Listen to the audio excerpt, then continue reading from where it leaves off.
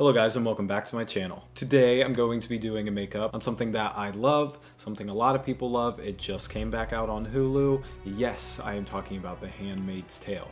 This show is awesome. It's terrifying because it could happen in the near future. Our generation, like stuff like that just like scares the shit out of me. I don't know about you, but yeah.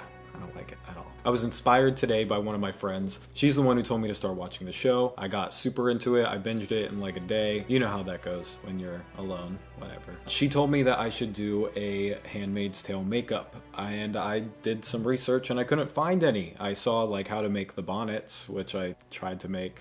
It turned out okay. We'll see how it goes. I didn't see anything on makeup and I thought this would be a really cool interpretation, so I'm just gonna dive right in. What I'm going to do today is cover my mouth with that muzzle, I guess you would call it, that they put on the handmaids whenever they're in trouble. Let's give it a shot. I'm gonna make this introduction short. I'm gonna stop talking, just get right to work. Now I am going to cover my mouth in this tutorial. Half of it is going to be voiced over. I'm going to start with bruising up one of my eyes, making it look like I just got into a world of shit. Now for bruises, I like to use alcohol palettes. I'm just using this WM Creations Incorporated here in North Hollywood Stage Color palette. I'm not gonna show you it because it looks gross. JK, I'll show it.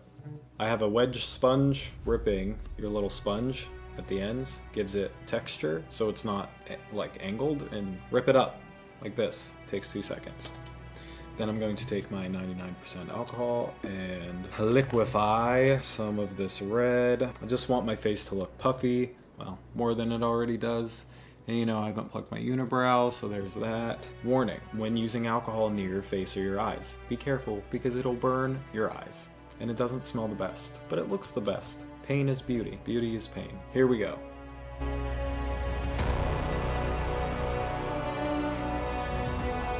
See, already doing that already breaks it up and gives it some nice texture, and this is just a base coat. Now with that same sponge, but just on a little corner, I'm going to go back over with another deeper red, you know, because there's that word, depth. Adding some depth.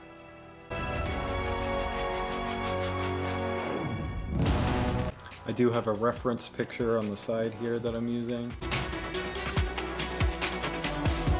Now that I've done that, I'm going to go in with this little brush. Now you want to get the deepest parts where the blood would pool, like pool, not like Deadpool or swim in the pool, kind of like swim in the pool, like where it all settles. So it'll settle in the bags of your eyes. Like I said, I have my reference picture here.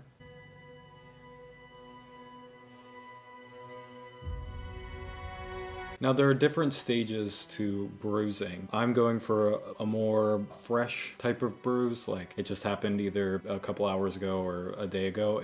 It's a thing, guys, because when I see bruising on TV show and like somebody just got punched and then it's all yellow, that drives me insane because yellowing doesn't start to happen until days after you get hit in the face. So just always use reference, always make sure you know what timeline you're going for. That's all I have to say about that.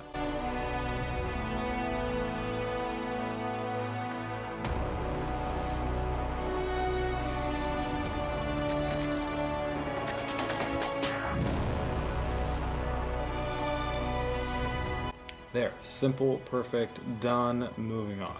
Now, I want to be able to speak as much as possible while doing this, so I think I'm going to do most of it and then get to the part where I need to put the thing on my face and then go from there. So we'll see how it goes. Okay, with my little sponge, I'm going to go into this Krylon Aqua color, get rid of my beard, lay down a nice base.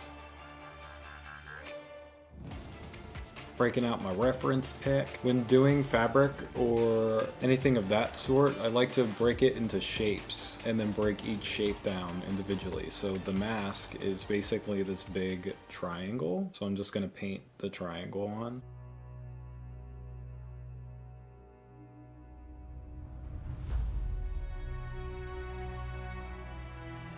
I'm just gonna put the shit on my face. Now, I first saw this trick done by my friend Yvonne, who was on Face Off with me. We were in the gauntlet final stage and she had 3 characters. Our challenge was hear no evil, see no evil, speak no evil. Everybody come up with like super cool stuff. Yvonne had like something super creative. She took a piece of Glatson bald cap and put it over her model's mouth and then blended off the edges, and the way that she painted it made it look like his mouth was gone.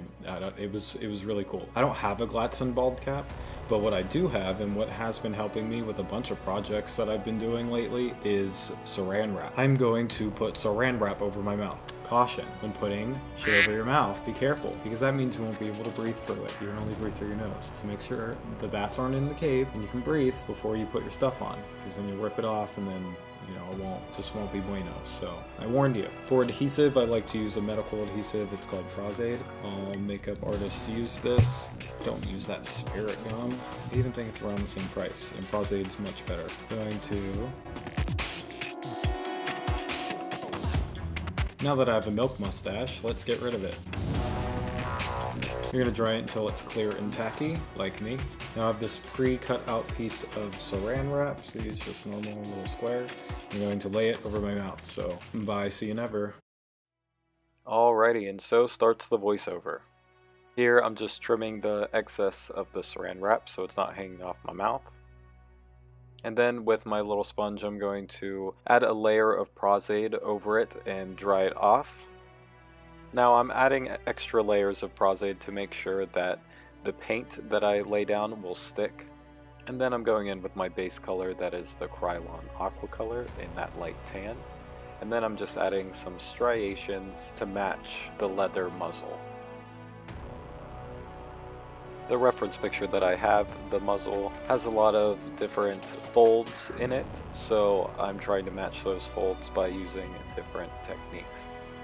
I also take a stippling sponge and go over where my edges are. I'm not a fan of edges, so I gotta get rid of them no matter what.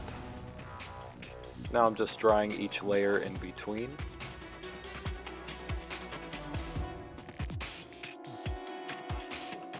I'm starting to go in with my different shades of eyeshadow to deepen different parts of the muzzle.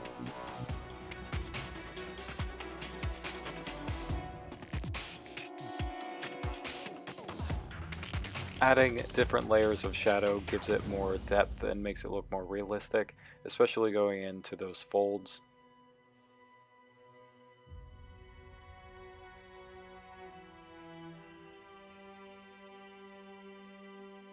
I have to make sure that this comes off as a leather muzzle, and by doing that I really need to concentrate on the highlights and contours of the muzzle.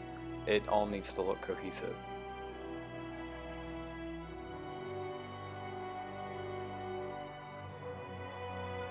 As you can see, I keep going back in with that stippling sponge to make sure that it adds texture and gets rid of my edges. I don't like to edit my photos very much. If you over edit your photos, it doesn't become makeup anymore, it becomes Photoshop, and I'm a makeup artist, not a Photoshop artist. This is where some realism is going to play in. I'm going to add some shadow and highlight underneath and on top of the highest points of the muzzle to make it look like a shadow casted on my face from the muzzle.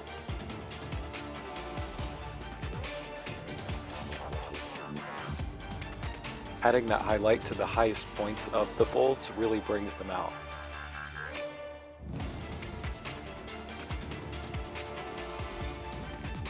After we get done with the muzzle, we're going to throw on that DIY bonnet and make sure that we look perfect and get ready for our pose.